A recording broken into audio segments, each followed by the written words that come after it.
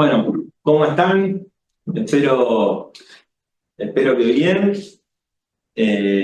Vamos a tener hoy el conversatorio sobre el librito de José Carlos Chiaramonte, que tenemos acá, este librito, Los usos políticos de la historia, lenguaje, clases y revisionismo histórico. Y saludo ahí a los que veo que están, bueno, lo veo a Marcelo, a Joaquín, veo a Fuana, a Andrea, a Cristian, a Juan Manuel Sánchez, a Julián, que siempre tiene mucha participación en estos encuentros y los festejamos. Y bueno, les voy a comentar cómo es más o menos la dinámica, en donde, de qué características tienen para los que por primera vez están en este tipo de encuentros. Bueno, en principio, ahí es un encuentro de investigación. Nosotros, los que estamos en diferentes proyectos, como Marcelo, como Julián, como Marco, como Juan Manuel, tenemos proyectos de investigación. Hay un proyecto que es sobre la editorial La Siringa, en donde es la editorial que ha publicado una serie de trabajos muy interesantes para lo que es la historiografía de la corriente revisionista y también para el ámbito de la cultura, el ámbito político y literario.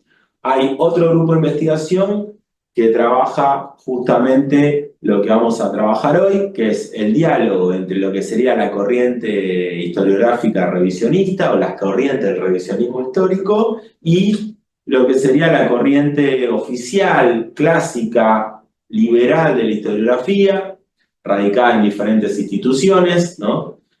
En el caso de hoy vamos a trabajar a José Carlos Chiaramonte, que justamente fue quien lideró de alguna manera el Instituto Rabiniani, que es una de las instituciones de acá, los que venimos de la tribu de la historia, como el señor Pensotti, bueno, Marco Mel y unos cuantos más.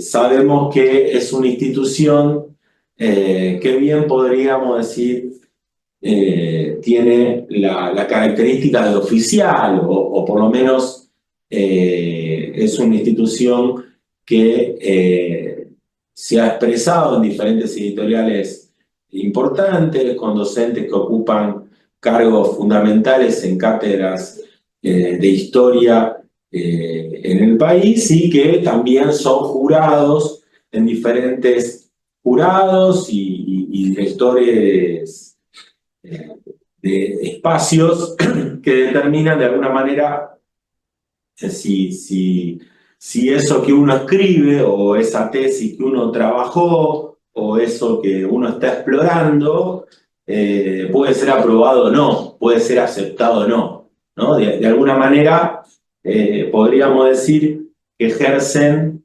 la hegemonía, o es una de las instituciones que ejerce hegemonía en materia de historiografía, justamente por manejar estos mecanismos, ¿no? En el sentido de que uno se puede recibir de doctor, o se puede recibir de historiador, de licenciado en historia, o tener una cátedra de historia, o concursar y ganar una cátedra, siempre y cuando esté de acuerdo a esos parámetros que dictan instituciones como el Instituto Rabiniano. Entonces, lo que me gustaría empezar, y después, bueno, le doy la palabra, la dinámica, esta es más o menos la presentación, y voy a comentar algunas cositas de Chiaramonte, de José Carlos Chiaramonte y este libro, y después, bueno, le voy a dar la palabra a ustedes para hacer un ida y vuelta, que es la característica que tienen estos conversatorios. La primera cuestión que me interesa comentarle, bueno, que es un libro que se escribe en el 2014, ¿no? 2003, 2014, el escenario de producción de este libro. Chiaramonte ha dejado ha dejado este mundo justamente este año, ¿no? En marzo de este año. Es un historiador que nace en el 28 y este año nos abandonó de alguna manera, pero ha dejado un legado y ha dejado un grupo de investigaciones formados, ¿no? Es un tipo que se ha dedicado a la formación también de profesionales y ha marcado toda una línea de investigación, más allá de lo que le podremos criticar y demás, muy interesante, principalmente para lo que a nosotros eh, de alguna manera nos salpica del tema del federalismo, del tema de los caudillos y el tema de la nación, ¿no? O sea, que son tres elementos que ustedes después me dirán qué les parece esta visión, pero creo que son tres elementos que José Carlos Chiaramonte ha dejado una buena obra con todo lo que le podemos discutir, ¿no? Pero ha dejado, digamos, dejó un producto para seguir trabajando y para discutir en varias de las conceptos, de las nociones, de las ideas que dejó en esos aspectos. Y voy a comentar, voy a tratar de no extenderme mucho, pero sí les voy a comentar que evidentemente para nosotros una de las primeras cuestiones que nos, por lo menos, no sé, para mí, que un poco molesta de este libro de Chiaramonte, por así decirlo, es esta pretensión por la verdad, ¿no? Desde las primeras líneas de este libro, Chiaramonte se pone a trabajar sobre el criterio de verdad en la historia. Y en ese criterio de verdad en la historia considera que el revisionismo histórico, como otras corrientes, como la corriente marxista, ¿no? Ha ensuciado la labor historiográfica. Precisamente él señala que la política ha ensuciado la labor historiográfica, que la ideología ha ensuciado la labor historiográfica, ¿no? Y en ese sentido él es ya después le voy a dar la palabra al amigo Marcelo Pensotti, que ahí veo que levantó la mano. Es un primer elemento que a mí me gustaría compartirles sobre esta visión, ¿no? O sea, esta visión en donde la historia o el relato historiográfico aparece como una narrativa, ¿no?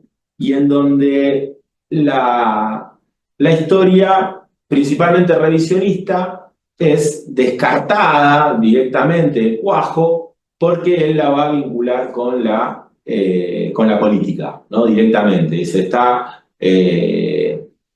atravesada por la política, el historiador va a buscar algo que en realidad ya sabe que va a buscar, o sea, empieza a criticar desde ese lugar. Y voy a hacer este comentario, después vamos a seguir, ¿no? Yo tengo varios puntos y vamos a ir picando. Ahora le vamos a dar la palabra a Marcelo a ver qué piensa sobre esto. Y yo voy a hacer un pequeño comentario sobre esto. Creo que, bueno, cuando uno ve el Chiaramonte, la formación de Chiaramonte estudia en el litoral, ¿no? Va a estudiar filosofía, después se va a exiliar, va a estar en el grupo de SAER, en un grupo vinculado con la cultura, con la historiografía, con la literatura. También párrafo aparte de la literatura de SAER, ¿no? Una literatura de los que integraban ese grupo, una literatura también que se trata de desprender de la política, ¿no? Una literatura más vinculada con elementos totalmente ficcionales, ¿no? Aunque bueno, la ficción también puede, como lo señala Ricardo Piglia, los relatos historiográficos muchas veces se basan en ficciones, ¿no? De ahí, desde Mitra hasta Sarmiento, ¿no? Pero bueno, más allá de eso, acá es una ficción que trata de no tocar los pies en la tierra, ¿no?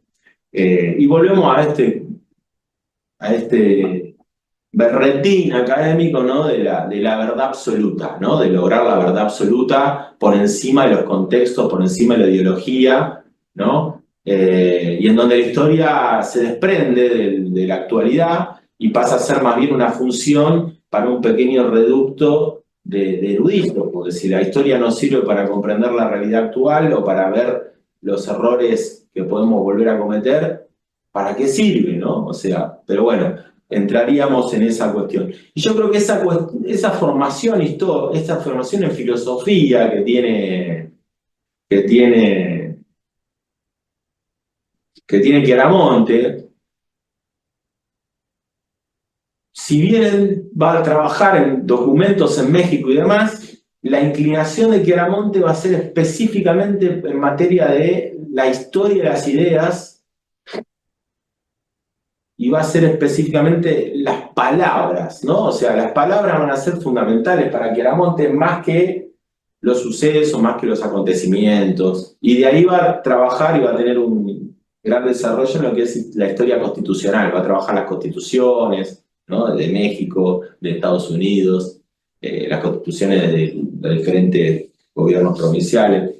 Pero bueno, un primer momento de esta charla, me gustaría, abriendo ahora la cancha, trabajar sobre esta cuestión de la historia, esta cuestión de estudiar las palabras, de estudiar las constituciones, de cómo ver la historia, de la historia alejada de la política, ¿no? De la sociedad que dentro de su concepción trae aparejada el vínculo entre historia y la política. Así que para empezar por ahí, yo tengo después varias cosas más que comentar, pero bueno, la idea es que sea un ida y vuelta y ahí le dejo la palabra a Marcelo para que comente qué le parece esta primera cuestión sobre el criterio de verdad, el criterio de historiografía y demás. Ahí te dejo, Marcelo, para comentar. Facundo, ¿me escuchás? Sí, perfectamente. El que levantó la mano fue Julián Otal. Ah, bueno. Bueno, entonces, vamos, te veía vos, me confundí, perdón, te estaba más ciego.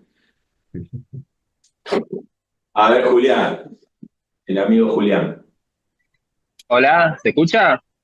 Sí, perfecto. Ah, bueno, pues gracias, Marce, porque estoy de polizonte, me escapé un toque del trabajo y estoy en un café y me está matando también el reggaetón de fondo, así que estoy en una situación un poco insalubre. Pero bueno, estaba levantando la mano para compartir con ustedes algunas cuestiones que están vinculadas a la introducción que hizo Facu recién. Y bueno, ya que no me puedo quedar lamentablemente toda la velada, quería tirar algunas líneas que me surgieron a partir del trabajo de Chiaramonte. En principio, bien como decías vos, hay un ensañamiento hacia revisionismo histórico y hay una cosa que se nota clara en el momento del trabajo mismo, ¿no? Que en la primera parte aborda el tema del lenguaje de clases, o sea, abordando las tesis marxistas, porque tiene que ver, digamos, el tema de las luchas de clases, las clases sociales y demás, donde es una tesis que es para revisar, ¿no? Que lo dice Guiaramonte, pero es aceptable, ¿no es cierto? Es científica, tiene una carga valorativa positiva. En consonancia, el revisionismo no, es todo lo contrario, es una tesis nacionalista, no es científica, es sumamente esencialista, es despreciable, en definitiva, para Chiaramonte, o sea, ahí tiene una carga sumamente negativa y tiene que ver con esto que decías vos recién, esa relación con la política o el uso político de la historia, como bien él lo define.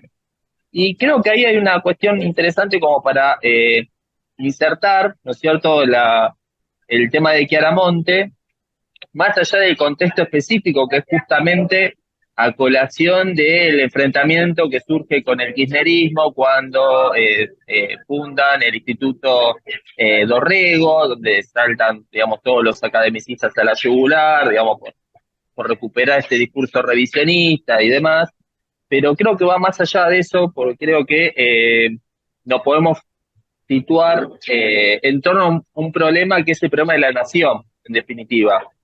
¿Por qué? Porque ya a partir de la década de los 80, no solamente Chiaramonte, creo que Chiaramonte es el exponente claro de esta historiografía renovadora acá en nuestro país, pero lo podemos contextualizar dentro de todo Occidente, donde este cambio de paradigma posibilita que los historiadores empiecen a reflexionar en torno a la nación, no ya como un proyecto, digamos, o distintas ideas en torno a la nación, sino más como una invención, ¿cierto? Como una construcción de la nación. O sea, ya es el objeto de estudio. Ya no están discutiendo proyectos nacionales o qué es la nación, sino que la nación en definitiva es una construcción.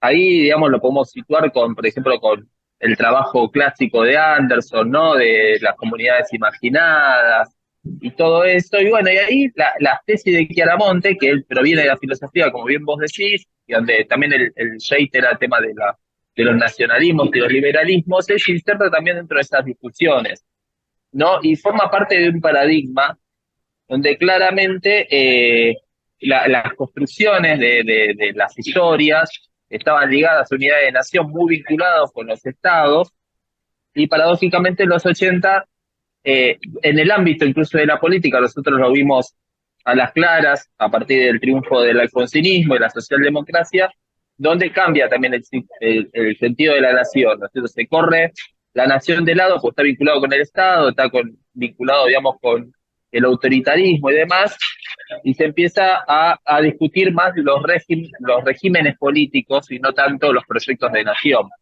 Ahí también la cuestión de el valor de la democracia y esta carga valorativa de la democracia vinculado con el liberalismo, ¿no? Entonces, todas estas discusiones de Chiaramonte y por qué ese ensañamiento, ese revisionismo histórico, lo tenemos que insertar ahí, ¿cierto? Precisamente esta crisis estructural donde Chiaramonte ve el resurgimiento en los tiempos del kirchnerismo de un relato revisionista que lo detecta claramente, digamos, como un uso político.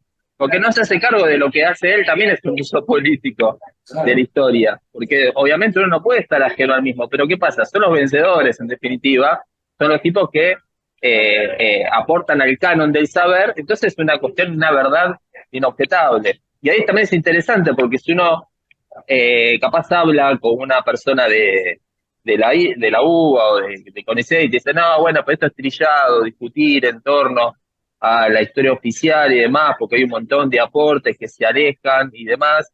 No sé, ponerle en el caso del peronismo, hay muchos aportes por el lado de Omar Hacha o de otros investigadores que también se alejan, digamos, de las tesis alperiniana, de Germán y demás, pero ¿qué pasa? Digamos, suscriben, digamos, al mismo proyecto.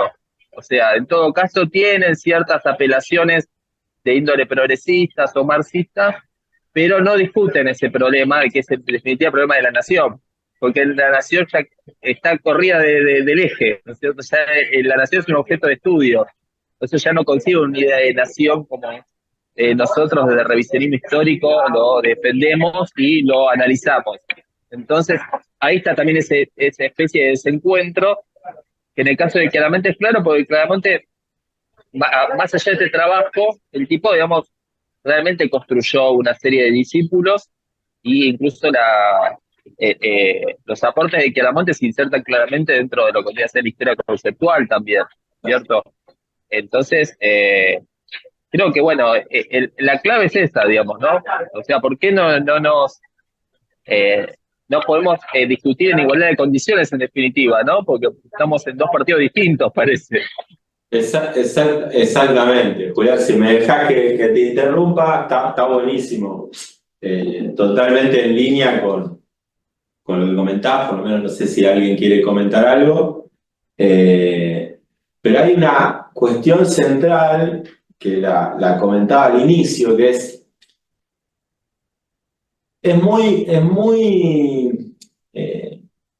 extraño decir yo estoy ajeno de esto, voy a discutir de igual a igual o voy a jugar cierta corriente historiográfica cuando sos vos el que determina una beca doctoral, cuando sos vos el jurado de una tesis, cuando sos vos la persona que dice este tipo va a ser doctor o no va a ser doctor, ¿no? O sea, están en un lugar muy importante de lo que es la disciplina histórica o lo que es el proceso formativo en la disciplina histórica, como para correrse y decir esto es verdad. Bueno, todo lo que vos digas va a ser fundamental para que un futuro historiador siga esa línea o no siga esa línea. Si vos querés seguir la línea de la historiografía revisionista, y probablemente no puedas hacer carrera en el Instituto Rabiniani, probablemente no puedas ganar un concurso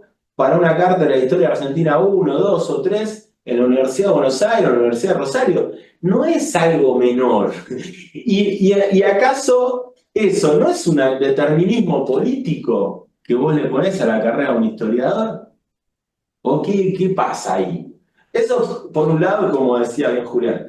Después hay otro berretín que tiene la historiografía noventosa, ¿no? Que por ahí no sé cómo llamarla, pero en los 90 aparece esto que trajo a colación Julián y que justo yo traje para hablar de esto. Estamos siempre con Julián, estamos como ligados intersectorialmente. El libro de Benedict Anderson, Comunidades Imaginarias, ¿no? Este libro de Anderson, para los que trabajan en el tema de nación en los años 90, va a ser fundamental. Pero también hay alguien que se va a sumar a este proceso, que es Gellner, que hace un libro sobre naciones y nacionalismo, que también va a estar ligado. Y la trilogía se cierra con el libro de Hogan, Naciones y Nacionalismo desde 1780, ¿no? O sea, tenemos 3 libros que hablan del nacionalismo como la creación desde un imaginario. O sea, el nacionalismo surge de los pueblos, está perfecto, pero también esos pueblos de alguna manera son conducidos por un imaginario generado por ciertos sectores, ¿no? ¿Por qué pasa esto? Esto ocurre en la década del 90 porque en la década del 90 hay un impacto muy fuerte post caída del muro de Berlín, post caída de la Unión Soviética. Se da un proceso en Europa de formación de naciones, se astilla Europa en un sinfín de naciones, aparecen guerras en donde la principal guerra va a ser la que ocurre en Yugoslavia, ¿no? Y estos autores impactados un poco para responder historiográficamente se ponen a ponderar este principio de imaginario, de ficción, ¿no? A la hora de crear la idea de nación. Esto lo podemos discutir, pero para mí Chiaramonte compra esto, lo compra, va y pone, agarra, va al casino de la historiografía, pone toda la ficha y dice yo voy por acá, ¿no? La nación es un imaginario, pero al mismo tiempo que la nación es un imaginario, y acá vuelvo a traer al este gran también historiador, pero se dedicó a la literatura, que es Ricardo Piglia, ¿no? Que hay varios trabajos en donde él cruza, que habla de una cuestión. Dice, sí, está bien, hay una ficción. Puede existir la ficción en la creación de una nación, ¿no? Dice él. Pero ¿acaso no fue una ficción? O sea, también ficción política, ¿no? Para los intereses políticos. El tema de, por ejemplo, Facundo, civilización o barbarie, eso fue un elemento ficcional, dice también. Como diciendo, lo que quiere traer a colación Piglia es, no tenemos que esperar que Yugoslavia se astille en 1000 estados nacionales para darnos cuenta de que eso también nos ocurre a nosotros. También Sarmiento crea una ficción cuando dice estos son bárbaros y estos son civilizados, ¿no? Y esa ficción acciona con el asesinato a traición del Chacho Peñalosa, ¿no? La cabeza en una pica del Chacho Peñalosa. O sea, esa ficción acciona. Esa ficción acciona. No es una ficción que solo queda en las palabras, ¿no? Esa ficción acciona y elimina y clausura otros relatos historiográficos, otros relatos que pueden provenir de otros lugares. Y en ese sentido, yo me acuerdo, acá con el señor Pensotti compartimos un grupo de investigación hace muchos años, donde estaba el maestro Héctor Musopapa, y traía a colación una vuelta, cuando hablábamos de la nación y de estos ideales imaginarios, un libro de Huizinga, ¿no? Muy interesante, Historia de las ideas, un libro de Huizinga. Y Huizinga dice algo que retomaba Musopapa sobre el tema de la nación, ¿no? Porque fíjense, una cuestión del imaginario es, bueno, pero la palabra nación no estaba, ¿no? Chiaramonte dice en un momento, no podemos hablar de nación en Argentina porque la palabra nación no aparecía en los discursos de los que crearon la Constitución, los revolucionarios, no aparecía la palabra nación, entonces la nación no existía. Como que la nación aparece cuando aparece la terminología de la nación, ¿no?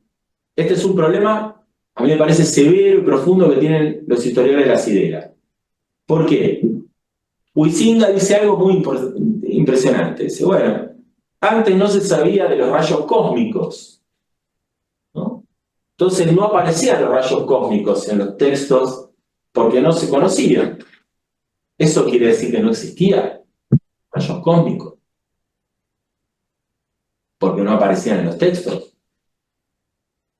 O el descubrimiento, dice, el descubrimiento de Plutón. Plutón no aparecía, claro, Plutón Plutón no existía, sí, existía. El tema es que no se había descubierto. Bueno, en el tema de la nación, sería ridículo pensar que el criterio de una nación, del criterio de una comunidad determinada, no existía en el siglo XIX. ¿Por qué se movían? ¿O eran ejércitos de mercenarios los que hicieron la batalla de Cepeda? Eran mercenarios. O el levantamiento artiguista eran tipos que eran pagados por Artigas para levantarse contra los portugueses, contra los españoles.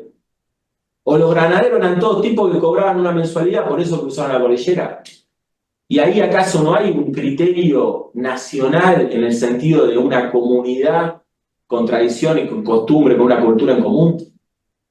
O sea, eliminar la cuestión de la nación y el concepto de nación, con lo que tiene que ver con el concepto de nación, de la historiografía, de la historia del siglo XIX, porque no aparece en un texto, a mí me parece una ridiculez de una abstracción solo posible para un historiador de las ideas que se fija en la letra, ¿no? Y se pierde de vista todo lo demás, ¿no?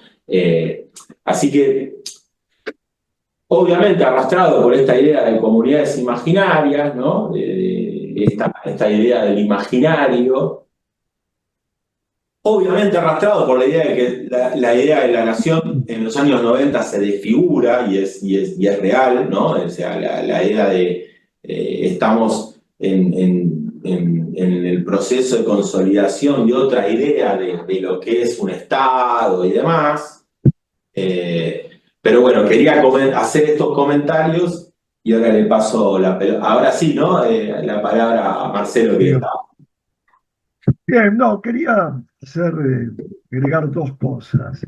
Una, junto con el libro de Anderson y de Kellner, se suma también el de Shumway sobre la invención de la Argentina, en el cual prácticamente su tesis central es que hasta Bartolomé Mitre la nación no existía, ¿sí?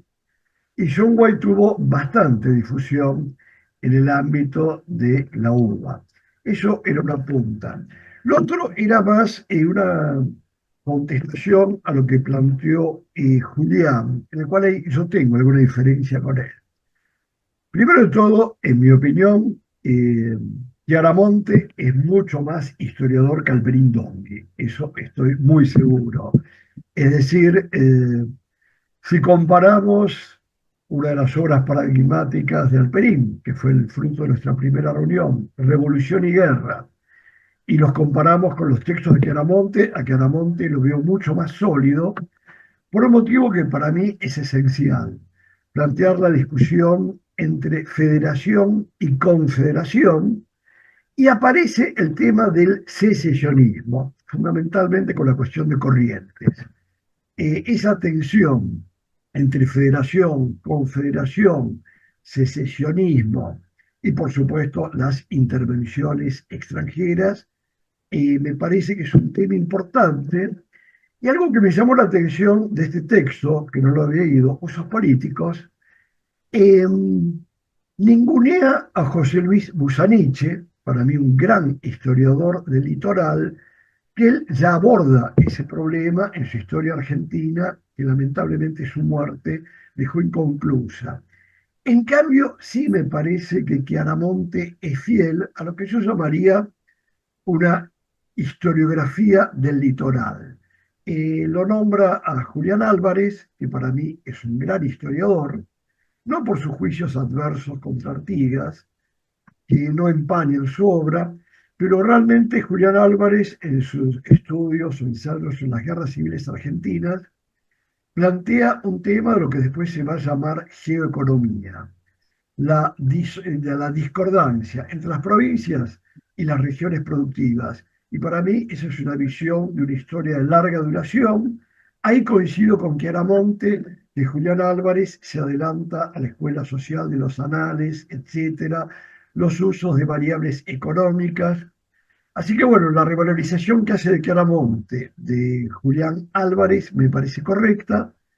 No entiendo el salteo o ninguneo de José Luis Busaniche, nombra a Cervera, que también es importante, y bueno, introduce a dos historiadores que yo no conocía, Benigno Martínez y Hernán Gómez.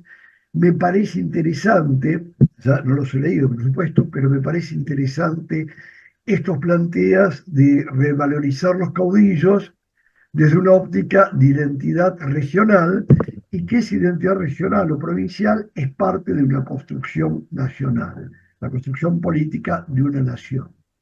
En ese sentido, Chiaramonte me parece que tiene más fuste que Alperindongue, incluso eh, que Romero padre, con el cual Julián, ayer hablamos en privado. Y otra cosa que quería aportar, eh, hay una contradicción en Chiaramonte en este texto, porque él dice que lo que él denomina el primer revisionismo comienza en un momento de crisis institucional, en el cual el sistema federal no funciona bien, el sistema de representación no funciona bien, y eso lleva, por la lucha política de los radicales, a la ley Sáenz Peña. En la inquietud que hay en la Argentina del Centenario, no lo especifica, pero el impacto de la inmigración lleva a que Ricardo Rojas, un gran intelectual radical, escriba La Restauración Nacionalista, que es un texto que habría que releer. Y bueno, lo que está planteando es que la situación política y social llevó a un giro en la historiografía con estos autores que nombramos, y que yo agregaría a Manuel Galvez. Ahora voy. Si el primer revisionismo fue fruto de una crisis política, social, y en vísperas de la Primera Guerra Mundial, y más ni menos, y luego durante, me plantearía otra cosa. Hay toda una generación de historiadores que provienen mayoritariamente de la izquierda, y algunos se acercaron al peronismo.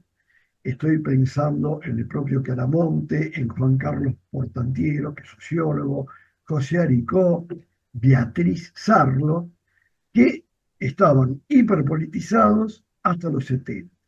Pero la derrota, primero, la crisis del tercer gobierno peronista, la derrota absoluta que significó la dictadura militar, que para muchos de ellos implicó el exilio, interno o externo, lleva a que en los 80, con la reapertura democrática, mucha de esta gente se acerque al alfonsinismo.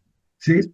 Entonces, bueno, ahí va a haber un interés por la república, los sistemas políticos, la condena a toda violencia política, toda, no se va a tocar a San Martín, por supuesto, y me parece que eso se suma a lo que decía Facundo, el hundimiento del socialismo a la soviética, la aparición de la globalización y esta idea de, bueno, ahora tenemos que ser académicos, hay que separar las ciencias por un lado, las luchas políticas, para eso están las elecciones, la división de poderes, y así todos somos felices. Y bueno, y me parece que en este clima de despolitización, Chiaramonte lamentablemente ha sido funcional. Sí, ahí, buenísimo, Marcelo. Ahí le voy a pasar la palabra a Julián. Voy a decir esto nada más. Hay un momento, está bueno lo que comentás, Marcelo, está buenísimo, porque es real que él, cuando uno ve la obra, salimos de este libro, ¿no? Y uno ve la obra de Chiaramonte, él le dedicó mucho tiempo en el exilio en México a estudiar las constituciones. De hecho, una de las primeras cuestiones que él, digamos que no resulta paradójico, pero sí que realmente ahí hay un aporte y de alguna manera yo creo que entra en la banquina, por lo menos del revisionismo, no sé, muerde un poquito, que es cuando él reconoce que está muy mal, que nosotros con Javi escribimos varios ensayos en un librito, está muy mal la idea de caudillo, ¿no? El caudillismo como un elemento vinculado con la barbarie, sino que los caudillos eran también gobernadores, eran tipos que redactaban constituciones, eran tipos letrados, eran tipos que tenían toda una historia vinculada con una continuidad respecto del poder del cabildo y de los sectores de los vecinos. O sea, hay una continuidad que se da, sino que los caudillos no surgen a partir de la anarquía, sino todo lo contrario. Son los continuadores de formaciones políticas, municipales, de poderes locales, que asumen la institucionalidad posteriormente al proceso iniciado en la Revolución de Mayo o el proceso de las juntas en Hispanoamérica, ¿no? Eso me parece un aporte importante en el mundo académico y hasta diría yo que Chiaramonte valida las exploraciones que se venían haciendo desde los 30, hablando de esto, de todo el revisionismo histórico. Incluso Busaniche, también a mí me llama la atención. Busaniche fue un artífice de revalorizar esto, ¿no? Eso por un lado. Por otro lado, comento esto y le paso la palabra a Julián. Por otro lado, también ahí hay un problema que yo veo que aparece en los textos, ya en otro libro, cuando hablaba de proteccionismo económico y liberalismo, que aparece, yo no sé cuál fue la inquietud que lo motivó, pero esta idea de vincular la independencia hispanoamericana con la Constitución de Filadelfia, ¿no? O sea, como que Estados Unidos tiene, digamos que también ahí hay yo lo relaciono políticamente, aunque se debe estaría en algún lugar en donde esté Chiaramonte me estaría blasfemando al señor Di Vincenzo, pero a mí me parece que ahí hay una inclinación política deliberada, ¿no? Ese periodo del contexto de producción de él se vincula también con una iniciativa de Washington, con el consenso de Washington, de marcar la línea sobre qué hacer respecto a estos nuevos estados, ¿no? Estos nuevos estados en Hispanoamérica y en el mundo, que son estados que se tienen que reconfigurar después de una secuencia de violencia extrema, como la que sufrimos en toda Hispanoamérica, y bueno, ese estado ahora es un estado despolitizado y en donde los sectores privados tendrían que tener una hegemonía. Bueno, de la misma manera él construye un relato en donde el federalismo argentino no surge de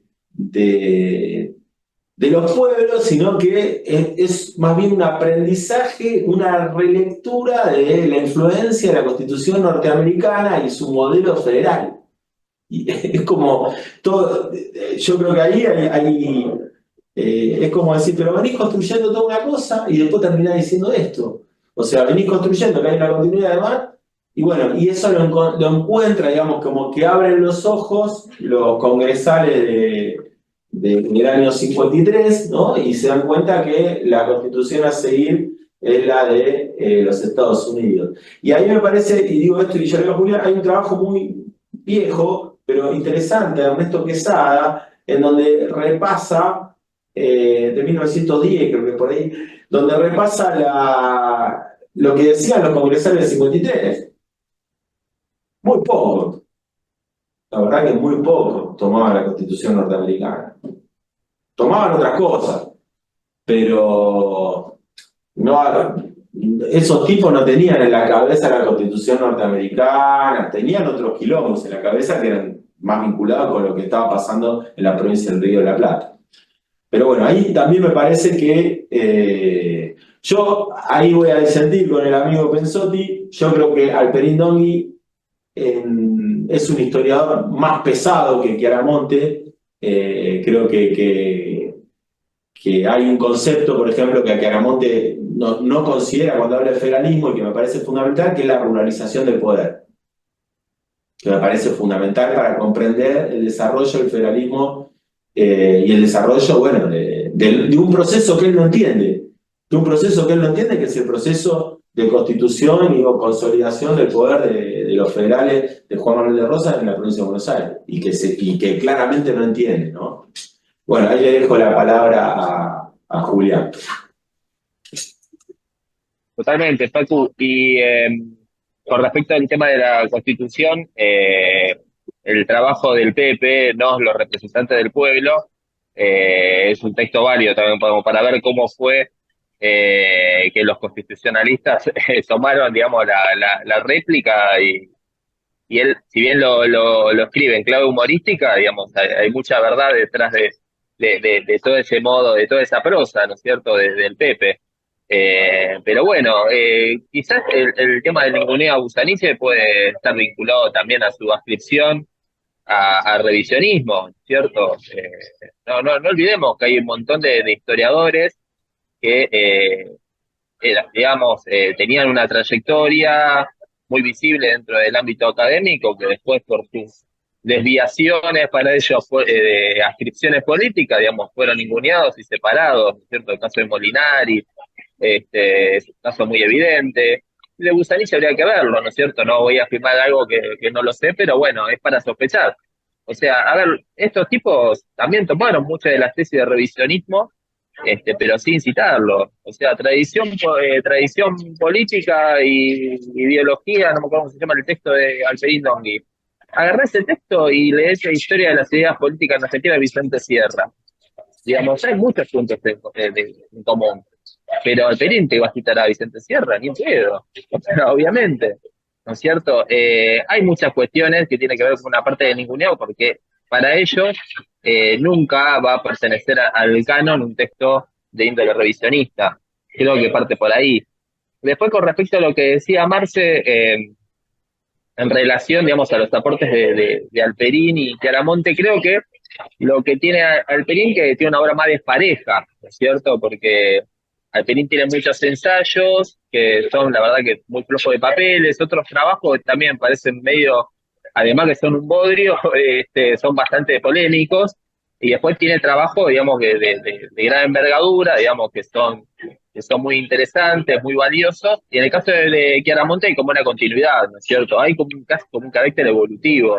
Entonces, por eso yo decía, como que termina decantando casi paradójicamente en un clima de época donde está discutiéndose esta idea de las invenciones de la nación, precisamente es una tesis que él estaba abordando, pero obviamente con otra mirada porque era otra época, ¿no es cierto? Pero tenía, digamos, esa relación, precisamente abordando con estas tesis del federalismo, de la confederación. Es un enfoque meramente contractualista el de Chiaramonte. Por eso también nosotros coincidimos en algunas partes. ¿Por qué? Porque la otra parte que él no está valorando es la parte que no es la iluminista o la contractualista. Digamos, en definitiva hay cierta continuidad con algunas ideas, por ejemplo, no sé, que había desarrollado Rabiniani, y digamos que el tipo lo va puliendo y le va problematizando y adhiriéndole un enfoque más federal a la cuestión, pero no deja de ser una mirada sesgada. ¿Por qué? Porque simplemente se centra en la cuestión de las ideas, ¿no es cierto? Porque en definitiva se centra tanto con la idea de la federación, de la confederación de las constituciones, y se olvida, digamos, de la gente que estuvo detrás de eso. Eso es uno de los problemas, digamos, que tiene este tipo de historiografía. Y después, una nota así que con respecto a estos intelectuales que provienen del marxismo, como Chiaramonte, como Sarlo, como Portantiero, que bien dijo Marcelo, creo que el viraje también tiene que ver, digamos, con un clima de época que es anterior incluso a la asunción del alfonsinismo. No es que vieron ganó el alfonsismo, vamos a meternos porque nos cabe la idea. No, los tipos compartían, digamos, precisamente ese viraje. Los tipos desde México, en una publicación llamada Controversia, ya estaban discutiendo estas cuestiones, ¿no es cierto? ¿De qué manera podemos repensar la democracia y cómo abandonar esta idea de la lucha armada y cómo abandonar las ideas revolucionarias para que devengan reformistas? Entonces, es un cambio que va más allá de lo que sucedió en el país, más allá de las falencias o del clima de época que había dejado la muerte de Perón y los conflictos intrapartidarios, ¿no es cierto?, donde terminó quedando en imagen de que el tercer gobierno de Perón fue simplemente, digamos, un enfrentamiento entre la fuerza de la izquierda y la derecha peronista, y se deja de lado todo el legado que había dejado el general Perón. O sea, tiene un montón de cuestiones que están muy vinculadas entre sí, y nada, parece como un juego, digamos, de ajedrez, ¿no es cierto? Como que son piezas que terminan encajando, lógicamente, pero bueno, eso. No, para mí el contexto, como bien decía Julián y también un poco Marce también, yo creo que el contexto no solo en este caso te sirve para comprender algunas cosas, sino que influencia en lo que explica Chiaramonte, ¿no? Que eso la idea de pensar una nación o de explorar la idea de nación sin tener en cuenta la participación popular, ¿no? Porque en definitiva lo que está corriendo de eje es la participación popular, ¿no? Las exploraciones que hace él sobre diferentes ideas, incluso no en este texto, pero en otros textos también, trae a Baltasar Hidalgo, ¿no? Al poeta el rioplatense, el poeta oriental, que relata diferentes aspectos de las montoneras del siglo XIX, ¿no? De esa reconquista, de la gesta artista. O sea, él, en el sentido Chiaramonte observa que hay otros relatos de la historia que lo puede tomar de la poesía, que lo puede tomar de los cielitos, y así todo continúa con esa lógica muy constitucionalista, ¿no? En donde se pone a analizar las constituciones, las características de las constituciones, las características de la organización política. Y ahí lo que quería traer a colación es un libro, un autor en realidad, que yo sé que tuvo influencia en el grupo del Instituto Rabiniani, y que un poco desempolvó todo este problema, al punto de que motivó luego que Hilda Sábato realice un trabajo. Hilda Sábato también frecuentaba ese grupo. Hilda Sábato realice un trabajo que sea la política en las calles, ¿no? Este libro es un libro que es muy interesante, más allá de que también tiene la línea de la historiografía, en este caso, más de tinte liberal brasileña, que es de José Murilo de Carvalho, el desenvolvimiento de la ciudadanía en Brasil. ¿Y por qué traigo a colación este libro? Porque me parece interesante este libro y el libro, uno que es ya de revisionista, pero es un clásico uruguayo, que es el de Washington Reyes Abadí, Artigas, ¿no?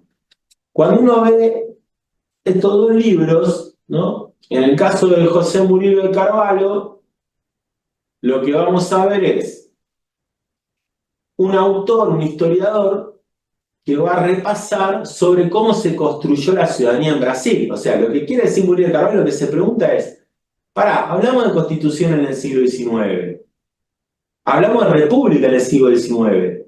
¿Cómo era la república y cómo era la ciudadanía y cómo era la constitución en el siglo XIX? Entonces empieza a ver que la idea de ciudadanía, que decimos, bueno, y la idea de constitución, en el siglo XIX estaba totalmente desdibujada y que no participaba el 80% de la población, creo que llega al 90% de la población, no participaba de las elecciones. Eran constituciones que en realidad no generaban ninguna participación popular. Y era tal la situación que Murilo de Carvalho dice, había algunos que se vestían varias veces para votar varias veces por un candidato. Había otros que se encargaban, eso se llamaban los fósforos, había otros que se llamaban los capangas, que se encargaban de nuclear cantidad de gente para que vote por un candidato y después la traían. ¿No? Se compraban, eran elecciones que lo único que hacían era legitimar el poder constituido. El poder constituido a través de ¿qué? A través de batallas. Ya había una batalla previa y lo que había que hacer era constituir o consolidar eso con un imaginario, acá, como diría Chiaramonte, un imaginario de constitución, de república. ¿Cuántos participaban de esas elecciones? Nadie participaba de esas elecciones. Se hacían, ¿no? Un poco para organizar la situación local, ¿no? Para ver cómo podía hacerse presente ese nuevo Estado y correr a aquellos que no eran afines. Y el libro de Washington Reyes Abadí también habla cómo era el federalismo de Artigas. Bueno, y cuando uno ve el federalismo de Artigas, tampoco el federalismo de Artigas era un tipo de federalismo en donde la participación popular era muy fuerte.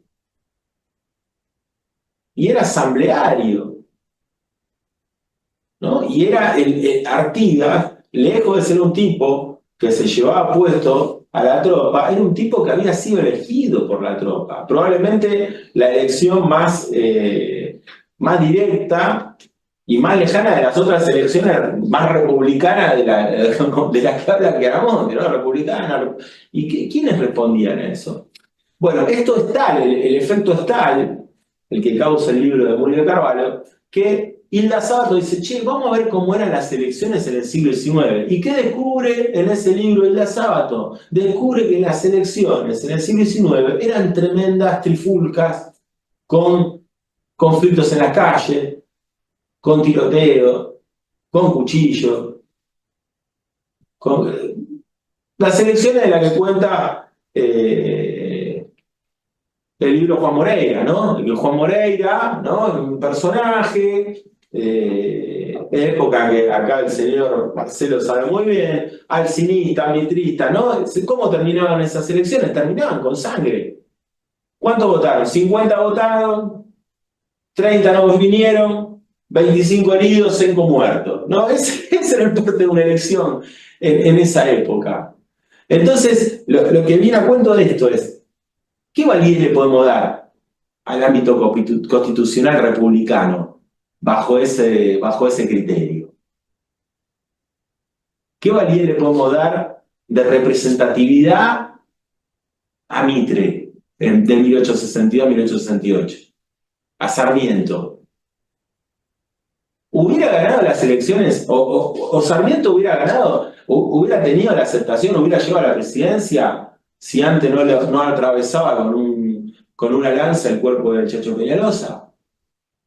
¿Mitre hubiera ganado la aceptación si antes no hubieran degollado en Cañada de Gómez a la caballería entrerriana? O sea, a mí me parece que esta idea lavada de recorrer la historia, ¿no? Explorando constituciones, explorando formas republicanas, ¿no?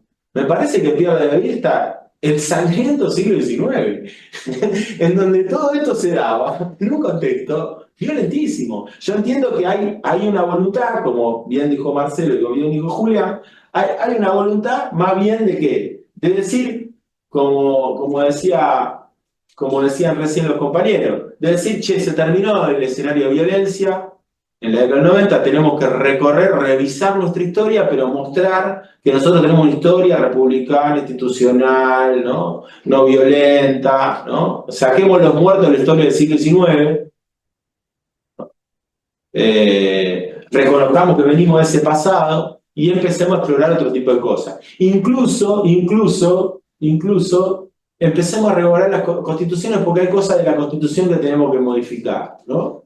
Que después va a terminar en modificaciones, reformas constitucionales que se producen en México, en Perú y en Argentina, como la del 94, ¿no? O sea, armar el escenario para modificar algunos aspectos de un nuevo tipo de Estado en donde el pueblo que va a quedar afuera.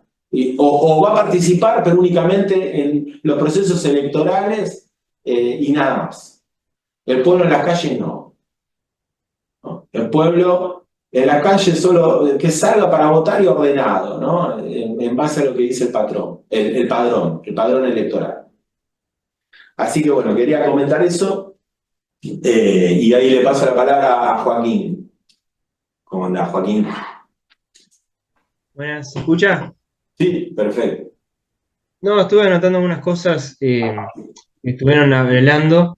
Pido disculpas, perdón, antes que no pude leer el texto, pero más o menos en el diálogo estuve asociando a unos autores y a unas ideas. Lo de la cuestión de que se me vino a la mente hace unos ya 11 años cuando Cristina dijo que Artigas quería ser argentino, no lo dejaron. Acá se armó terrible bolonqui. Fue como, no, ¿cómo va a decir eso? Y ahí tuvieron que salir varios historiadores a decir, bueno, la idea que hoy tenemos de Uruguay no existía en 1913. Y además hay una cuestión obvia que recién ahora están en debate, que Uruguay es un país de fronteras. O sea, alguien de Fraiventos se siente mucho más identificado con alguien de Entre Ríos que con alguien de Montevideo.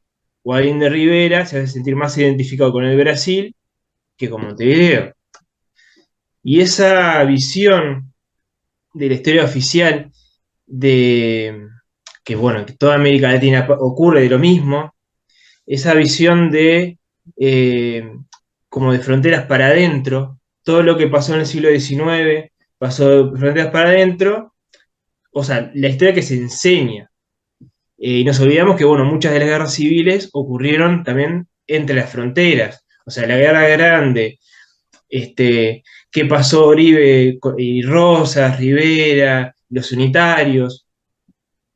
Y bueno, una división que muchas veces se hace desde bastante tiempo, esa división de bueno, por un lado está la historia academicista o académica y por otro lado la historia militante. Como que si en realidad los historiadores académicos son sujetos fríos, insensibles, como científicos, que observan la historia como un objeto en búsqueda de la verdad, y por otro lado la historia militante, esos apasionados, esos llenos de subjetividades, como si en realidad bueno, uno se acerca a la historia por algo es, o sea, porque tiene también pasiones, tiene también dudas, tiene también, como sujeto, tenemos todas subjetividades. Cuando analizamos algo, si elegimos ciertas preguntas y omitimos otras, estamos llenos de subjetividades también. Y bueno, el tema también de que se habló varias veces, ¿no? Los intelectuales provenientes del marxismo, por qué en los años 60, 70 tenían ciertas concepciones y por qué en los 80 fueron cambiando. Bueno, en Uruguay ocurrió algo similar con la vuelta de la democracia, que aunque había ciertas corrientes mucho más afines al vallismo o esa concepción un poco más unitaria, y por otro lado una visión más federal, este, una cuestión, bueno, que a la vuelta de la democracia, es verdad también que ahí está ya en los 80, pero ya a partir del 89, hay como, por muchas cuestiones, un tema también de no sé si, sí, de melancolía, por así decirlo. O sea, que cambió el contexto y hay una cuestión de, bueno, hay que bajar ciertas banderas y tener una lectura mucho más institucionalista. Que en definitiva, si está bien o está mal, eso es debatible. Pero de ahí a decir, a caer en lo mismo que uno criticaba, de que ya ni siquiera se puede debatir, bueno, quién era Lord Ponsonby, por ejemplo, o decir, bueno, esto fue así y ya está. Creo que se está dando una mala señal, eh, incluso no solamente a los colegas, a los estudiantes, a los jóvenes también, como le está dando una señal de que, bueno, si este señor adulto que ya a primera de mano quiere dar una clase de historia y ya está dando como, bueno, está todo establecido y ya está. ¿Qué señal estás dando? Bueno, está todo dado, ya está, ya no puedes cambiar nada por X motivo. O sea, y ahí es como que volvemos a lo mismo de la pedagogía tradicional, de dar el discurso establecido y no cambies nada. Este, como, bueno, muestra un poco esta película, la historia oficial. Hay que leer el libro, memorizar el libro, y en base a ese libro, lo que dice este libro. Está eso más o menos lo que quería decir. Está buenísimo, Joaquín. Siempre está buenísimo poder abrir la cancha más allá del río de la Plata, del río Uruguay, ¿no? Y está bueno. Voy a retomar un poco eso y después, bueno, voy a dejar la palabra a quien quiera. Hay un libro que yo lo comenté un par de veces, me gustó mucho, que leí hace poco, de Gerardo Caetano, ¿no? Historia mínima de Uruguay, este libro.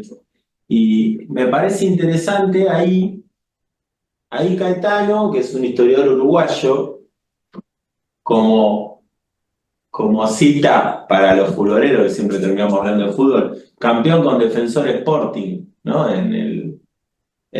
Rompiendo una hegemonía de Peñarol Uruguay. O sea, el tipo era jugador de fútbol, de 40 años, salió campeón en los años 70 con Defensor, y después se dedicó a la historia. Y acá él dice algo muy interesante, me parece a mí, con el tema de la idea de nación, ¿no? Cuando él aborda el tema de la idea de nación, un poco lo traje porque está en la misma cuestión que Chiaramonte, ¿no? Porque Chiaramonte acá, retomando lo que dijo Marcelo, hay que reconocerle que se mete con el tema de la nación, ¿no? Eso hay que reconocérselo, porque el ámbito académico del Rabiniani, o no creo que sea. Este viene a preguntarse sobre el tema de la nación en un momento donde no era dentro del acontecer, sí, como les comentaba, ¿no? Estaba pasando en Europa, pero bueno, él viene a traer ese tema como algo establecido, ¿no? Como problema, acá retomo lo que decía Joaquín, estoy de acuerdo, que ellos no, llevarlo para problematizarlo, no para definir y determinar. Pero bueno, entonces Gerardo Caetano, ¿qué dice? Bueno, acá tenemos un problema de la nación porque la nación, con las características que debería tener de nación y demás, no se desarrolló, pero sí se desarrollaron los imaginarios, ¿no? O sea, como Gerardo Caetano hace una división entre lo que sería una nacionalidad establecida, ¿no? Una comunidad de sentimiento, una comunidad que va hacia un destino, un proyecto común, en toda su región, en todos sus habitantes, ¿no? Eso no se dio, dice Caetano. Pero en reemplazo de esa ausencia, se da sí un imaginario. Y en ese imaginario, dice en Uruguay, el que triunfó fue el imaginario ballista, ¿no? El imaginario de la Suiza de América, el imaginario del país donde la gente es buena y no genera conflicto. O sea, todo un imaginario donde la tierra es la libertad, la tierra es la democracia, bueno, un montón de elementos que dice, sí, fueron infalibles, dice él, ¿no? Fue un imaginario ballista como la tierra de la socialdemocracia, la tierra de el reformismo desde el Estado y una tierra avanzada, ¿no? En derechos para la mujer, para los sectores seculares. Bueno, me parece interesante esa visión de Gerardo Caetano y la traigo a colación a lo que Chiaramonte. Acá también. O sea, si él está cuestionando la cuestión de la nación, sin duda hay un problema ahí con el tema de la nación, ¿no? Con el tema de qué es y que el revisionismo, y bueno, nosotros la última reunión, cuando hablamos de Arturo Jauretche, lo ha trabajado y mucho, ¿no? El tema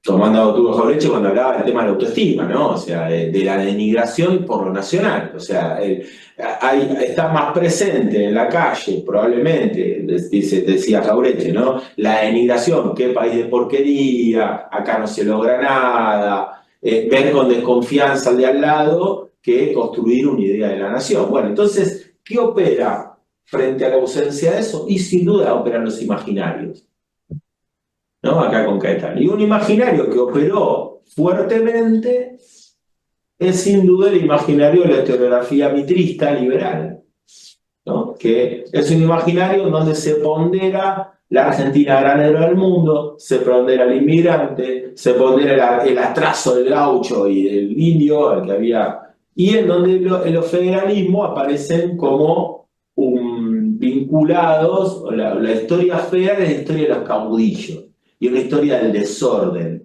y una historia de la violencia. Acá es interesante el aporte de Chiaramonte. Acá esto rescato por el Chiaramonte, donde él, de todo ese imaginario oficial, él hace un recorrido, estoy de acuerdo con lo que decían los compañeros antes, mucho más prolijo, ¿no? Donde, bueno, voy a empezar a analizar corriente, voy a empezar las constituciones, ¿qué era el nacionalismo o qué era el proteccionismo en esta región? ¿Cómo se manejaron las aduanas? ¿No? Yo creo que no puede correrse del litoral y ve a Rosas como un tirano, ¿no? Porteño, ¿no? La imagen de Rosas es nefasta, ¿no? Y en ese sentido, Chiaramonte sí pincha un poquito el imaginario establecido en la historiografía oficial, tratando de posicionar a estos gobiernos federales como gobiernos que tienen legitimidad, que son validados por los autores de poder de su región, ¿no? Pero ahí también, y ahí siguiendo algo que dijo Julián, que me parece interesante también, ¿y esto lo escribieron los revisionistas? Y sí, lo escribieron los revisionistas. José María Rosa tiene un libro que se llama Del municipio indiano a la provincia argentina, en donde hace lo mismo que dice Chiaramonte con el agravante que lo escribe en 1953. En 1953. ¿Qué hace acá el Pepe Rosa?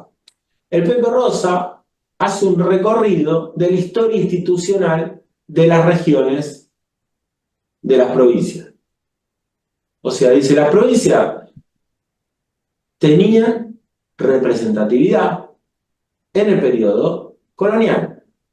¿Qué representatividad tenían? y tenía la representatividad de los vecinos.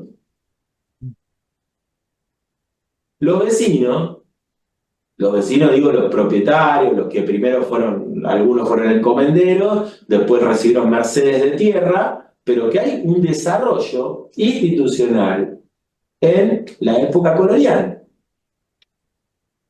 ¿no? Que nosotros lo podemos ver claramente con el texto de Mariano Moreno cuando habla de los hacendados, ¿no? En representación de los hacendados. ¿Y a dónde lo envía Mariano Moreno? ¿Hace una revolución? No, lo envía al Cabildo. Porque dice, che, los hacendados queremos... Lo envía al Cabildo, ¿por qué? Porque el Cabildo era el lugar que atendía las problemáticas locales. Tenía que atender las problemáticas locales. Y los funcionarios eran funcionarios de algo, no eran funcionarios, sí, representaban al virrey, pero tenían que responder también a los intereses locales. Y en esta historia, obviamente, el virrey Ceballos, cuando hace ese levantamiento, el virrey, algunos le llaman el virrey caudillo, cuando vuelve a reconquistar la zona de Colonia, tenía representatividad y tampoco llevó mercenarios. Tampoco llevó mercenarios, no pagó a los gauchos para que crucen el río de la Plata y tomen de nuevo, recuperen Colonia.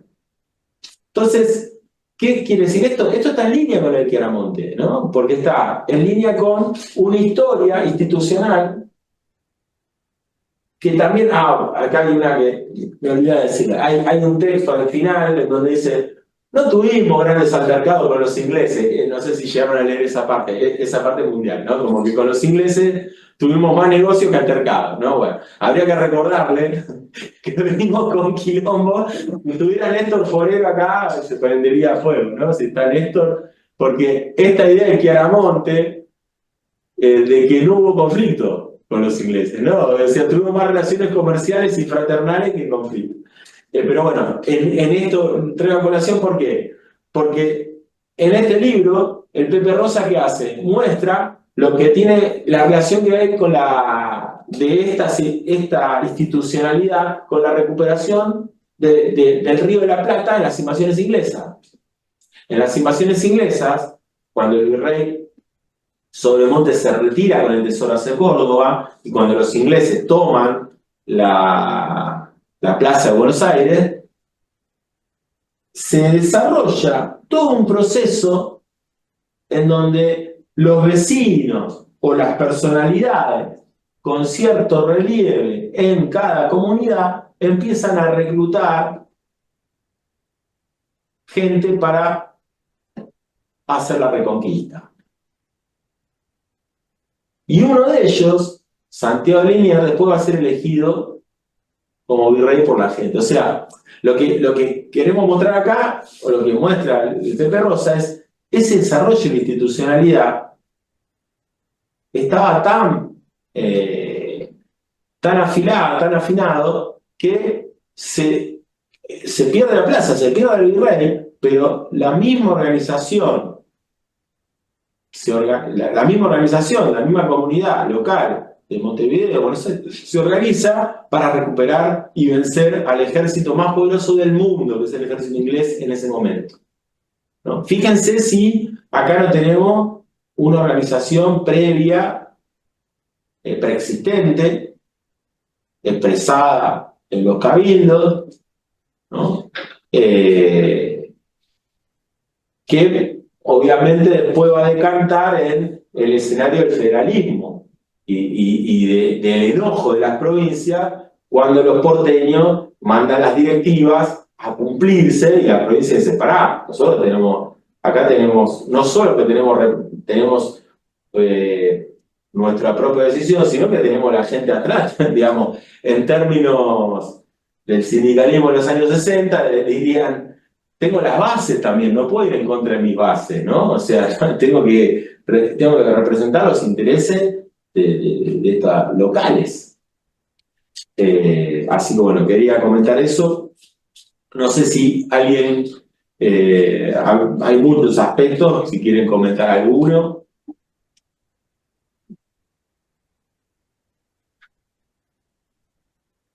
Y no llego a leer quién. Marcelo, Marcelo, sí, por favor. Sí, quería tratar dos cosas. Primero de todo, bueno, creo que el trabajo de Pepe Rosa sobre el municipio indiano, primero me parece que es uno de los libros menos leídos o menos citados, al menos de Pepe Rosa, y yo lo considero muy valioso por dos aspectos. Primero, y esto daría para otro encuentro, Pepe Rosa una vez más arremete contra la leyenda negra antihispánica, ¿sí? Es un imperio autoritario, jesuítico, reaccionario. Por muy elemental que fuera la representación popular en el Cabildo, claramente representaba a los vecinos, eh, claramente tenía inserción también en lo rural, que tenían la famosa Santa Hermandad, que era el equivalente a una gendarmería o policía rural, para, bueno, atender los conflictos de los vecinos no ciudadanos, sino de los vecinos de la campaña. No hay que olvidarse también, fue buena la cita de Mariano Moreno en la representación de los hacendados, que hay otra institución imperial, pero de fuerte inserción local, que fue el consulado. Los proyectos económicos de Belgrano los presentó como prior o presidente del consulado. Y realmente sus propuestas son realmente revolucionarias y no lo agarró la Santa Inquisición para quemarlo. Hay también una representación de intereses locales que abordaban tanto la ciudad como la campaña. Ahora bien, quería darle también una vuelta de tuerca a la cuestión del artiguismo. Cuando hay que elegir los diputados para la famosa Asamblea del año 13, el Cabildo de Montevideo tiene una postura contrarrevolucionaria, reaccionaria, y Artigas, en la Quinta de la Paraguaya, en las afueras de Montevideo, hace una asamblea popular para ver quiénes van a ser los diputados. Más democracia directa ni en Atenas, porque acá eran hombres libres. Eran indios, gauchos, paisanos y algunos vecinos de la ciudad que no se bancaban al Cabildo. Este es un ejemplo para mí revolucionario. No en vano, la Asamblea del año 13 va a poner el prurito, bueno, pero no lo eligieron en un cabildo. Sí, en un cabildo, obviamente, prohispánico, porque el cabildo, hasta la liberación de Montevideo en 1814, era realista. O sea que, bueno, acá tenemos que hay varios mecanismos de representación popular. La Quinta de la Paraguaya me parece que es el más revolucionario de todos. Pero, como bien marca Pepe Rosa, y un historiador ya muy olvidado, José María Ramallo, que tiene un gran laburo sobre las milicias populares a partir de las invasiones inglesas, en que los milicianos, que eran vecinos armados, el pueblo en armas, elegían a sus oficiales. Ahí otra vez hay que volver a hablar de Cornelio Saavedra, que aparentemente era reaccionario y el jacobino era Moreno. No, no es así. En eso coincido con Fermín Chávez, que en una revolución, si la querés llevar a cabo, necesitas un Saavedra y un Moreno, los dos juntos, aunque se caigan a trompadas entre ellos. Así que bueno, tenemos varios mecanismos de representación popular que, bueno, creo que hay que tener en cuenta. Y ahí no hay ningún imaginario ni un carajo. Acá son vecinos, son habitantes de la campaña y quieren decidir sobre sus asuntos. Y cuando vos querés decidir sobre tus asuntos, hay autodeterminación, como diría Pancho Pestaña, y hay un sujeto colectivo, que a veces coinciden, a veces no. Bueno, eso era un poco lo que quería plantear. Está buenísimo. Está buenísimo ni hablar. Incluso alguna vez lo hablamos acá con el amigo Marcelo. La revolución, hasta si queremos, hay un muy lindo libro de Christopher Hill, ¿no? Sobre el tema de la revolución en Inglaterra, ¿no? Y donde demuestra, digo esto en otra dimensión de análisis, para que tener también sumando a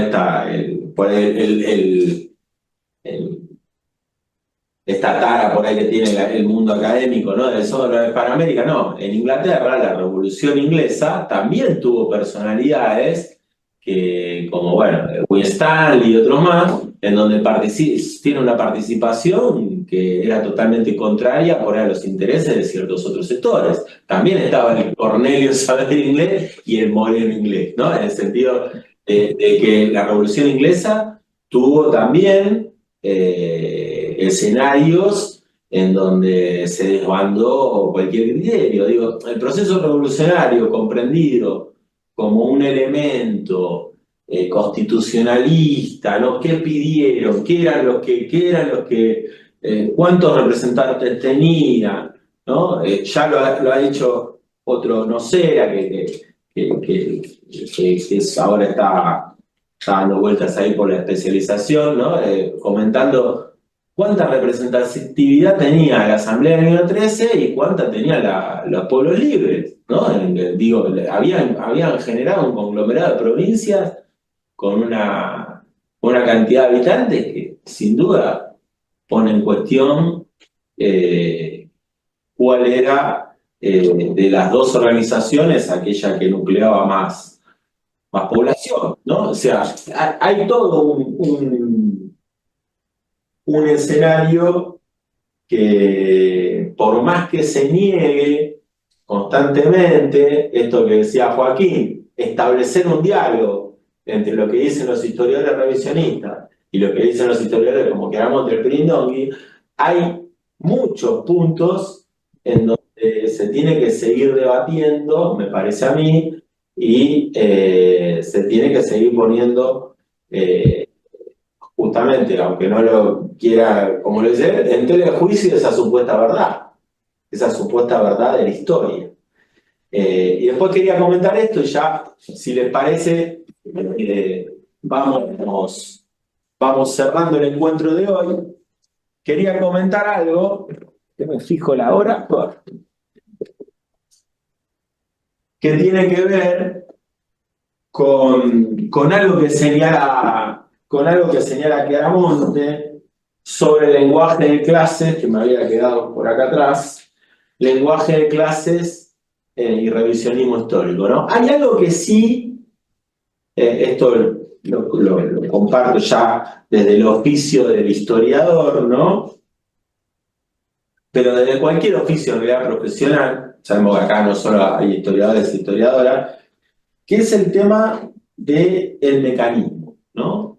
Evidentemente, ahí creo que también le doy un poco la derecha a Chiaramonte. Cuando uno utiliza ciertas categorías o se afinca en determinada corriente historiográfica o corriente filosófica o corriente ideológica, es real esto que dice que uno arrastra ciertas terminologías que un poco determinan el producto de tu trabajo. Si vos hablas de clases sociales, única, y el concepto de clase social es el concepto de clase social que aparece en el Capital de Marx, bueno, vos ese mismo mecanismo te va a hacer no considerar otras ideas para interpretar un grupo social. O sea, es el mecanismo, el lenguaje, termina determinando mi investigación, ¿no? Eso a mí me trae a colación. La otra vez hablaba justo con Juancito Godoy. Me trae a colación, hay un seminario que da el psicólogo francés Jacques Lacan, ¿no? Que es el de la carta robada, donde el tipo dice, fíjense, analiza una carta que desaparece, ¿no? Entonces van a buscar esa carta, dice, bueno, la policía tenía volúmenes, ¿no? Guardados por los diferentes procedimientos, y cuando van a buscar para saber dónde estaba esa carta o qué pasó, el volumen en donde estaría, cómo fue el procedimiento, el volumen no está. Entonces, como el volumen no está, el oficial dice, ya no lo podemos descifrar esto porque no está el volumen del procedimiento, ya está, no existe, ¿no? Y en el sentido de cuando uno queda preso del mecanismo, dice Lacan, uno pasa a no analizar todo lo que esté por afuera del mecanismo. Que es una trampa, digamos, esto me parece una advertencia bastante coherente de Lacan en el sentido de ¿qué pasa cuando no tenés las categorías para definir un suceso o el objeto de estudio que estás trabajando? ¿No? Acá, que creo que Aramonte lo avisa, pero queda adentro, o sea, lo avisa que está preso de ese problema, ¿no? Volvemos con lo que decía de nación. No aparece la palabra nación, no había nación, no. La nación por ahí no la vas a encontrar dentro de los criterios que vos tenés en la cabeza, pero ahí hay que romperse el bocho y ver qué otra cosa hay. Porque está la sustancia de eso, pero por ahí no está la palabra para determinarlo, ¿no? ¿Te puedo hacer una pregunta? No sé si me escuchas. Sí, no sé quién habla. Cristian, acá. Cristian, ¿Cómo ¿cómo estás? ¿Cómo te va? ¿Bien? Bien. Bueno, un gusto escucharte, realmente, un gusto. Un gusto escucharte. Te hago una pregunta sin ser sin tener una ideología en particular. Yo veo que nombraste varias veces la ideología marxista sobre el libro del Capital que tiene 3 tomos. Y la verdad es que yo me hago esta pregunta y me gustaría que vos me lo respondas porque vos sos historiador, yo no soy historiador, tengo otras profesiones, pero no soy historiador. Pero la realidad es que, más allá que sí coincido con lo que es la lucha de clases de Marx, los tomos de Marx, los tres tomos de Marx, está plagado de errores. Entonces yo lo que me pregunto es cómo se puede tomar todavía una ideología,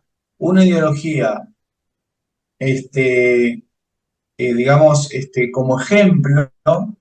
Tomando el Capital de Marx, donde es un libro que él nunca terminó de escribirlo prácticamente, porque se muere, él solamente publica el tomo 1 cuando se muere, cuando ya está en una enfermedad de gran avance, y su justamente burgués, mejor amigo, qué casualidad, ¿no? Publica el tomo 2 y el tomo 3, y aparte hay autores que digamos, lo han defenestrado en muchísimas reformulaciones de lo que afirma Marx a lo largo de los capítulos. A mí me fascina por lo menos el tomo 1, porque se puede empezar por el capítulo 24 y terminar en el capítulo 1, o se puede empezar por el capítulo 1 y terminar en el capítulo 24, que está plagado de errores, realmente, desde la teoría subjetiva del valor, desde el plusvalor, plus trabajo, o sea, y puedo continuar, excepto en lo que sí se pone uno de acuerdo, en donde el mundo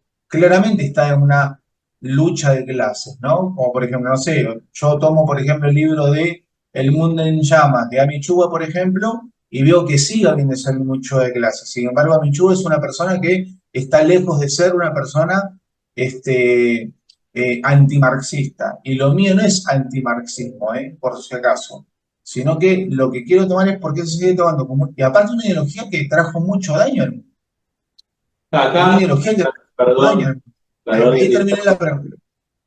Cristian, acá, más allá de lo que uno pueda considerar o no de Marx, como de los revisionistas que toma Chiaramonte, lo que hace Chiaramonte, y creo que lo que hacemos acá es, independientemente de los errores o no que tenga una corriente u otra, esas corrientes existieron y han movido intelectualidades fuertemente. Yo creo que por eso este autor Chiaramonte, que está muy lejos de ser un autor revisionista, como vimos, ¿no?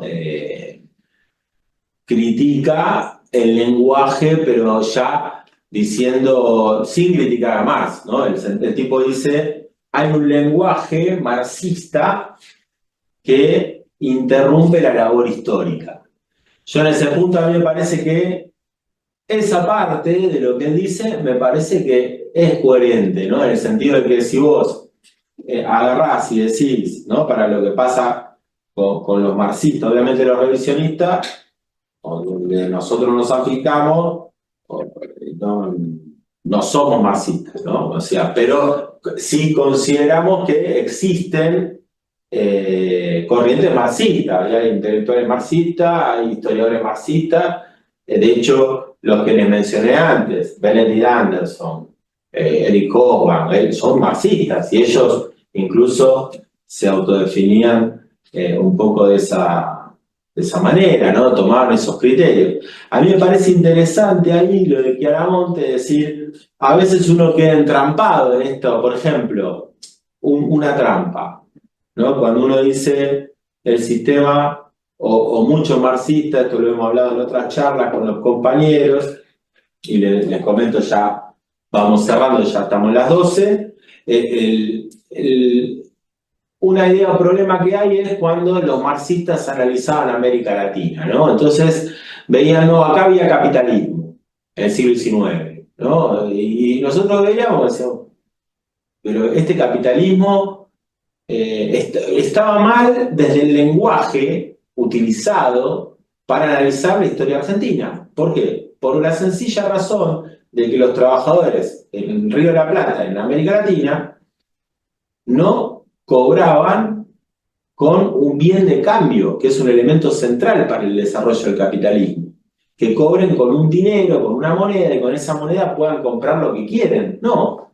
En América Latina, en buena parte del siglo XIX, el trabajador en América Latina cobraba con especies o cobraba con un bono, que lo tenía que canjear en la pulpería de turno. Entonces, eso más lejos del capitalismo no hay, porque vos estabas atado a una situación vinculada con la lógica local, la lógica del propietario de la estancia, ¿no? que te daba un bolsón de tabaco, un bolsón de yerba y unas alpargatas. Bueno, eso, ¿qué bien de cambio el Claro, proletariado? claro. Sí, totalmente de acuerdo.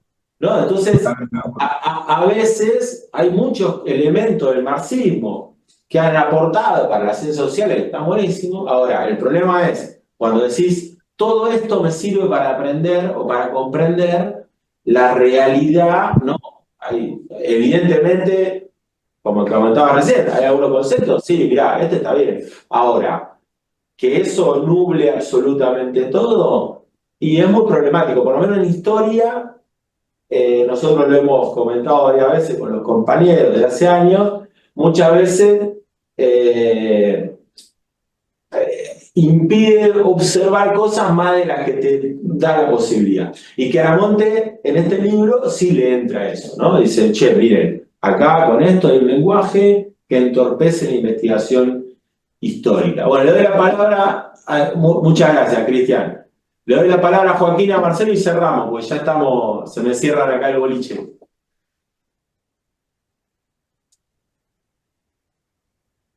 No sé, Marcelo primero, ¿no? Y después Bien, Joaquín. arranco. Y Sí. sí, porque Joaquín también había levantado la mano, pero está muteado. Ah, No, yo lo que quería aportar, en el caso concreto de nuestra historia, y yo agregaría latinoamericana, quizás me parece que el concepto marxista que no se está aplicando correctamente en nuestra historiografía es el concepto de modo de producción, ¿sí?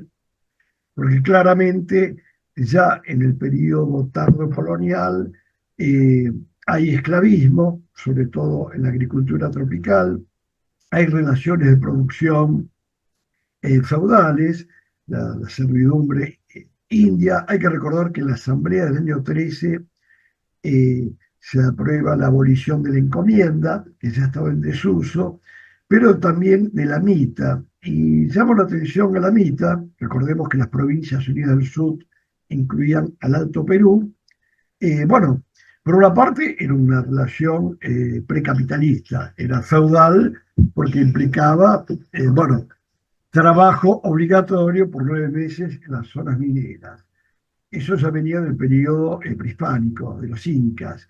Pero a su vez, si hubiera un trabajo obligatorio, o sea, había una coacción extraeconómica, para usar la terminología marxista, a su vez cobraban un salario, ¿sí? Que es un elemento capitalista. Y lo cobraban en dinero, también en el Potosí. En el caso, como bien marca Facundo, podríamos pensar que una relación más precapitalista, porque si vos cobrás en bonos, en vales, y solo podés adquirir en una pulpería o en un almacén de ramos generales tus mercancías, bueno, obviamente hay una coacción extraeconómica. No tenés la libertad del capitalismo, es decir, compro acá o compro allá, y aparte no tengo el medio de pago. Pero también es cierto que hay producción simple de mercancía, los artesanos en las ciudades tenían empleados y dependientes que cobraban en salario, o sea que creo que el tema de modo de producción en Iberoamérica no está resuelto satisfactoriamente con esta categoría. Nada más que eso. Sí, sí, ni hablar que el concepto de modo de producción creo que es el más problemático, Marci. Estoy totalmente de acuerdo. Bueno, a ver, Joaquín, y ya cerramos. Les agradezco el aguante. No, era una pequeña cosa para agregar. Yo creo que no solamente el marxismo, sino casi toda concepción ideológica que viene desde Europa, eh, ha caído en esa lógica de copiar ciertos esquemas de análisis a la realidad hispanoamericana, latinoamericana. Bueno, para entender, no sé, procesos históricos siglo XIX, XVIII, incluso prehispánicos. El tema también es que, bueno, dentro del marxismo uno se encuentra también con diferentes corrientes que están en constante debate. Este, y bueno, por suerte existieron autores, me viene a la mente el, el- en la época de juventud de Jorge Abelardo Ramos, Rodolfo Puigros, Hernández Arrey, bueno, acá en Uruguay vivían Trías, Carlos Machado, entre otros, este, que bueno, intentaron como tener un marxismo mucho más heterodoxo, que tanto la visión más pro-soviética como incluso la socialdemocracia siempre tuvo esa cuestión más positivista, este, que sí, es verdad, uno si lee las obras tanto de Engels como de Marx, es verdad que caen en algunas cuestiones bastante positivistas bueno, ver el presente y el futuro y el pasado como que ya murió, como que ya no es tan importante analizar. Incluso en el libro de Engels, si no me equivoco, en el origen de, corríjame si lo digo mal, en el origen del Estado, de la propiedad privada y la familia, o es al revés. Bueno, Este, más o menos ahí, pero se entendió. Este, obviamente que hay cuestiones que bastante criticables, incluyendo que en esa época no existía la antropología, por ejemplo. O sea, si uno lo ve con los ojos de hoy, decís, che, estás pifiando acá. Pero bueno, hay que saber agarrar de todos esos las cosas positivas, las cosas negativas, y decir, bueno, por acá no te acompaño, y tener un pensamiento crítico, sí, de leer de todo y bueno, y agarrar esas cosas, ¿no? O sea, creo Ni, yo. ni hablar. Sí, el verdadero pensamiento crítico, ¿no? Porque si no podemos leer a ciertos autores, eh, de crítico no podemos hacer nada. Estoy totalmente de acuerdo. Bueno, Carolina, y cerramos. A ver si puedo. Ahí está. Bueno, ante todo, bueno, gracias por la invitación y solo unas palabras como de resumen. Estuve tomando nota de todo lo que hablaron, me pareció súper interesante, sobre todo lo de Charamonti, que nos invita a ser críticos con los relatos históricos que nos presentan, a cuestionar las fuentes y las interpretaciones y a buscar una comprensión más compleja y matizada de nuestro pasado. También retomo lo que dijiste vos sobre los imaginarios, ¿no? Esta forma de abordarla y hacer un recorrido más prolijo. Y también la cuestión de el uso de del uso de la historia en la política. Eso también es algo que me llamó la atención y que nos da como para seguir investigando y me parece eh, bueno como lo aborda. Es lo único que quería aportar como a manera de cierre de todo lo que se habló, ¿no? Y que hay mucho más por seguir analizando. Gracias por esta charla que me fue enriquecedora. Bueno, no, gracias a vos, Carolina, a todos los que forman parte de esto. Les comento que igual mejor si se quedan con ganas porque la idea es continuar, o sea, siempre vamos a ir mirando autores diferentes, ¿no? Ahora el próximo, que uno de los compañeros que uno nos podía acompañar, Sebastián Iglesias, como una de las áreas de investigación, digamos, nosotros hacemos reuniones abiertas para motivar, no nos gusta la cuestión del cenáculo, ¿no? De un lugar cerrado. Vamos a trabajar un libro de la editorial La Siringa, que es una de las editoriales que nosotros estamos trabajando, tratando de ser lo más meticuloso posible. Y vamos a trabajar un libro de Vega, en donde habla del Martín Fierro, ¿no? Que Sebastián Iglesias hizo esta propuesta. A mí me pareció muy pertinente dedicarle un día a hablar del Martín Fierro y de todas sus variables, ¿no? José Hernández, ¿no? Pues si hablamos de Martín Fierro, hablamos de José Hernández, y medio nos van a criticar algunos por ahí. No podemos salir del siglo XIX, sí, no podemos salir del siglo XIX, volvemos al siglo XIX, ya vamos a salir. Bueno, Jaureche hablamos bastante de los años 60.